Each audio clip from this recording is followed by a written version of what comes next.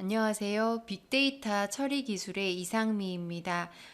여러분들 이번 학기 열심히 공부하고 계신지 궁금한데요. 어느새 중간고사가 가까워 오고 있습니다. 그래서 제가 수업했던 내용들을 좀 짧게 정리를 해보고자 합니다. 자, 그럼 시작하겠습니다. 자, 우리가 맨 처음에 학습했던 내용이 결측값과 특이값 처리에 대한 내용이었습니다. 자, 그래서 결측값, 이 미싱 밸류라는 것은 데이터를 수집하고 저장하는 과정에서 저장할 값을 얻지 못하는 경우에 발생되는 것을 결측값이라고 합니다. 자, 그래서 아래서는 이 결측값을 NA로 표시한다는 것 설명을 해드렸습니다. 자, 그 다음에 결측값을 처리하는 방법들 학습을 했었는데요. 결측값의 경우에는 결측값을 제거하거나 제외하고 데이터를 분석하는 방법이 있겠고요. 자, 그러니까 첫 번째는 결측값을 아예 제거를 하는 방법이 있고, 이렇게 되면 결측값을 모두 제거하거나 제외하게 되면 데이터의 양이 또 굉장히 적어질 수가 있습니다. 자, 그래서 이런 경우에 결측값을 추정해서 적당한 값으로 치환한 다음에 데이터를 분석하는 그런 방법이 있었죠. 예를 들면 평균이라든지 뭐 최빈 값이라든지 이런 것들을 이용해서 값을 바꿔준 다음에 데이터를 분석하는 그런 방법이 있었습니다. 자, 그래서 결측값을 확인하기 위해서 여러 가지 함수를 사용을 했었는데요. 예를 들면 isNa라는 함수를 이용했습니다. NA인지 여부를 확인할 수 있는, 즉 isNa를 사용하게 되면 NA, 즉 결측치인 경우에는 true로 표시를 하고 결측치가 아닌 경우에는 false로 표시를 하게 됩니다. 자, 그 다음에 이 NA 값을 제외하고 계산을 할 수 있는 방법이 있었는데요.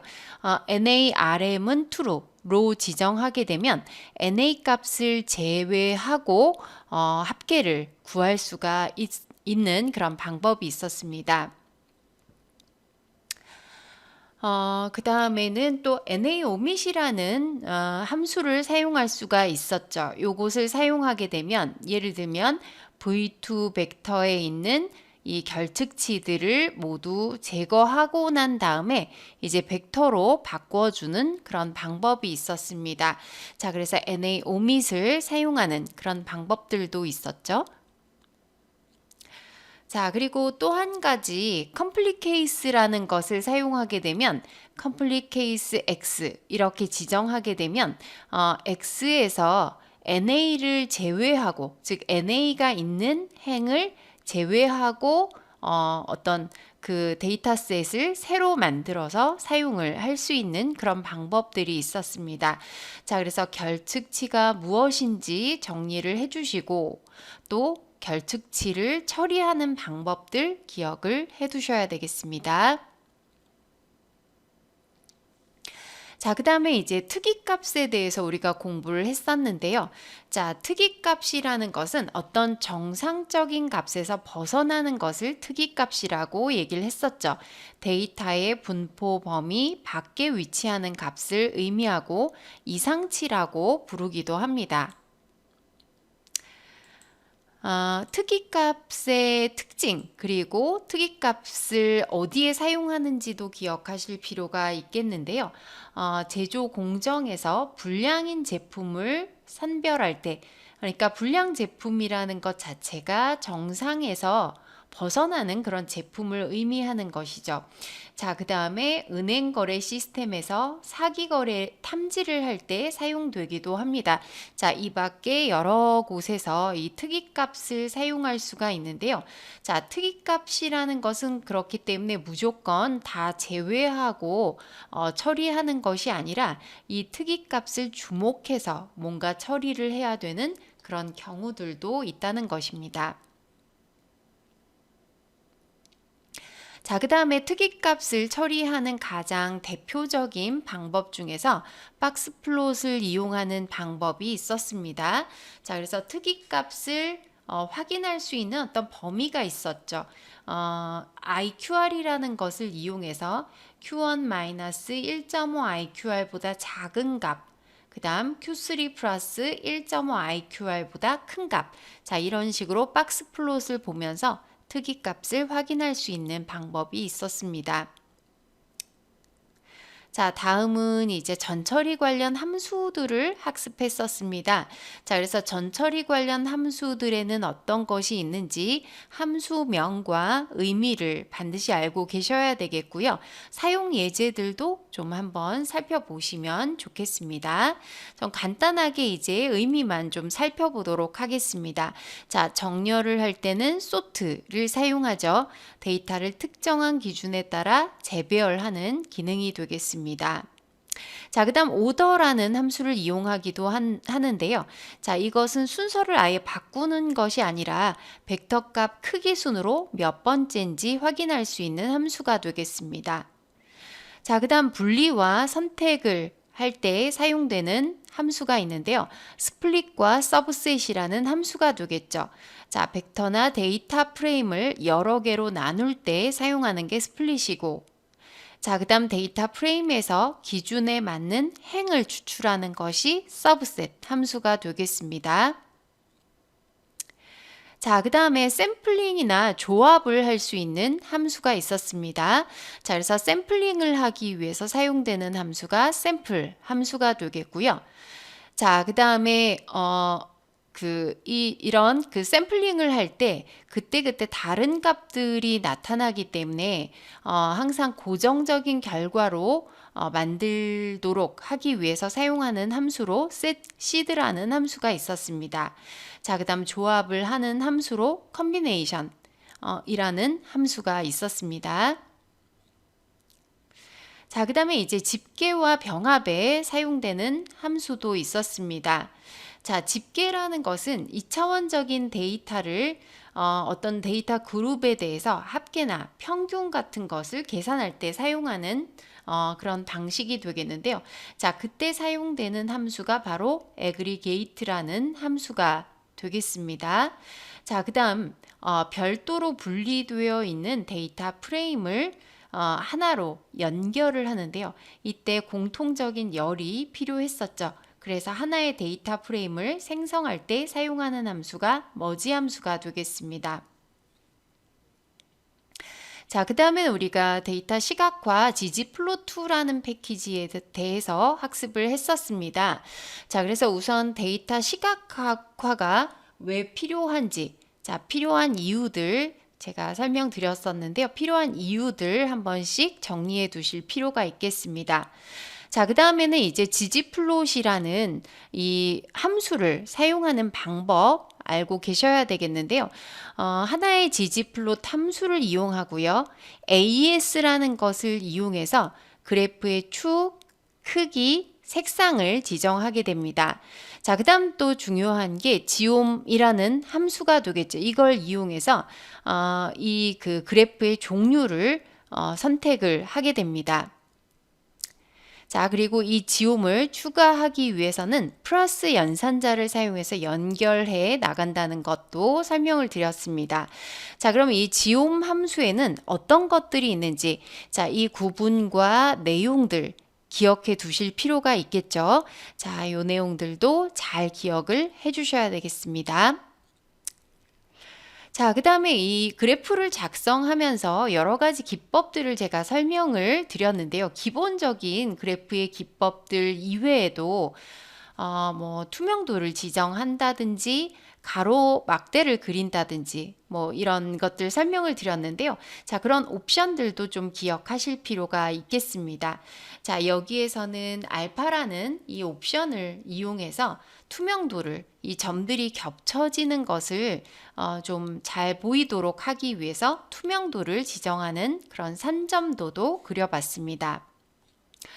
자, 그 다음에 데이터 탐색에 실제로 예제 겟마인더 라이브러리를 이용했었죠.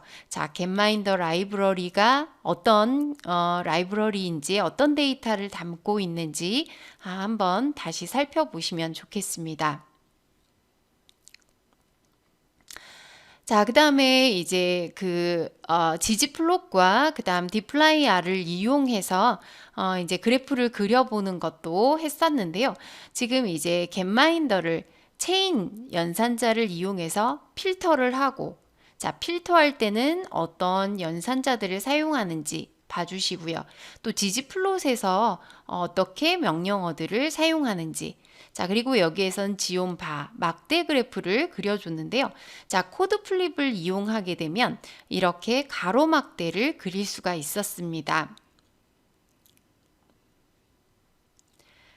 자, 그 다음 그래프는 이제 로그 스케일 축을 만드는 것도 했었는데요. 이 로그 스케일 축이라는 것은 값의 차이가 너무 크게 날 때 한꺼번에 비교하기가 어렵기 때문에 큰 값은 좀 작게 만들고 작은 값은 크게 만들어서 전체적인 값들을 비교할 수 있도록 만드는 그런 기법이었습니다. 자, 그 다음에 이제 기대 수명 분포를 알아볼 수 있는 히스토그램 작성을 했었는데요. 자, 이 히스토그램이라는 그래프는 어떤 특징을 갖고 있는지 또 X축과 Y축에는 어떤 내용들이 들어가는지 정리를 해 두실 필요가 있습니다. 자, 그 다음에 이제 관측 연도를 구분하는 그래프를 그렸었는데요. 자, 여기에서 여러 개의 그래프를 한꺼번에 그리기 위해서 어떤 옵션을 사용하는지도 잘 봐두시면 좋겠습니다.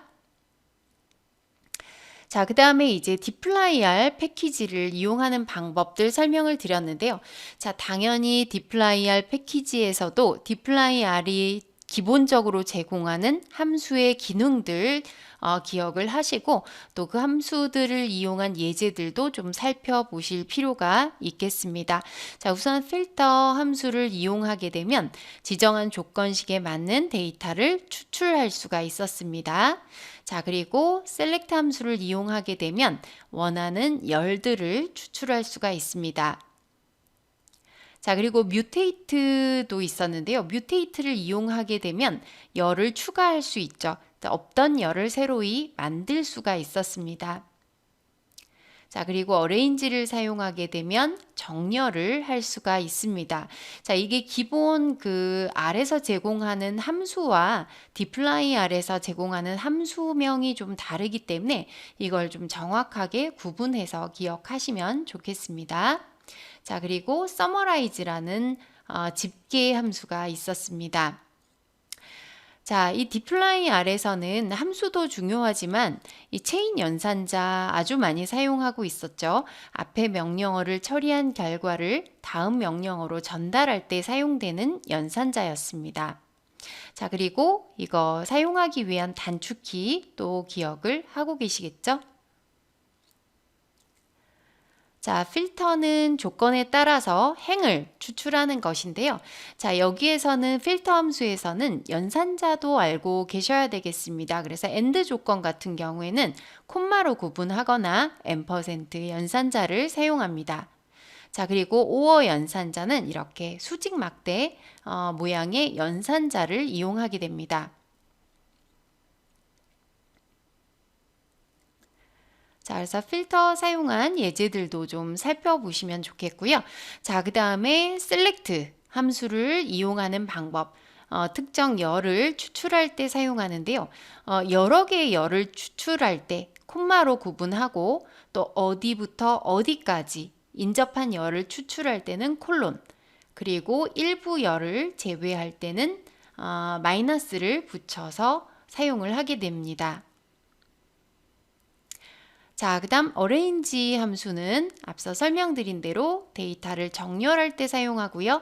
기본 정렬은 오름차순이고 내림차순으로 정렬할 때는 descending, DESC를 사용하게 됩니다. 자, 그 다음에 summarize 함수, 집계 함수가 되겠는데요. 자, 여러 가지 함수들을 이용합니다.